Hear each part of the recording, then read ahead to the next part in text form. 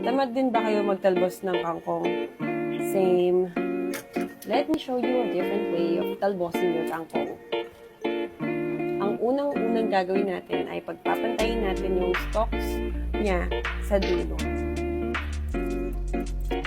Tapos, gagamit tayo ng kitchen scissors para ikutin yung unang part ng stalks sa dulo.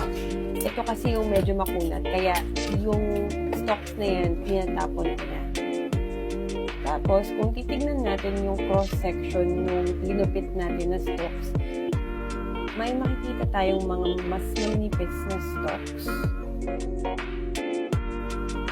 Ang gagawin lang natin sa mga mas manipis na stalks na yun ay hihilahin lang natin siya out of the bunch. Tapos, proceed lang tayo sa paggupit dun sa stalks according to kung anong length yung gusto natin.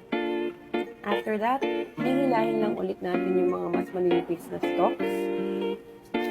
Kaya natin to ginagawa is, yung goal, hindi natin magupit yung mismong leaves ng kangkong para naman hindi siya magmukhang salad. Lalo na kung sinigang yung lulutuin natin, medyo hindi siya magandang tingnan. After tanggalin yung mga manipis na stalks, papantayin lang natin ulit yung buong bunch, and then i-repeat lang natin yung process ng paggupit at pagtanggal ng manipis na stalks.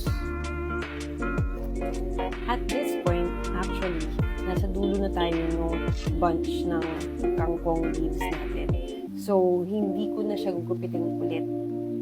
Kasi ito na yung mismong talbos eh. Basically, we are done. Hindi ko sure kung mas mabilis talaga tong method na to, pero para sa akin, mas efficient siya as compared sa iisa-isahin kong pulutin or i-single out yung bawat stalk, tapos iisa-isahin ko ring hilahin yung leaf para matalbosan siya. Hindi rin perfect yung itsura niya. May iba na, kunyari, sa isang talbos, dalawa yung leaf, tatlo, tulad yan yung nakikita nyo ngayon. Pero, ako kasi, hindi rin naman ako sobrang OC na gusto ko sobrang magkakapantay-pantay yung lahat ng stem ng kangkong dun sa sinigang ko. Ang important lang sa akin is hindi isang buong stalk ang kinakain ko dun sa sinigang. So, ayun. Pinakita ko lang sa inyo kung ano yung natutunan kong bagong way ng pagtalbos ng kangkong.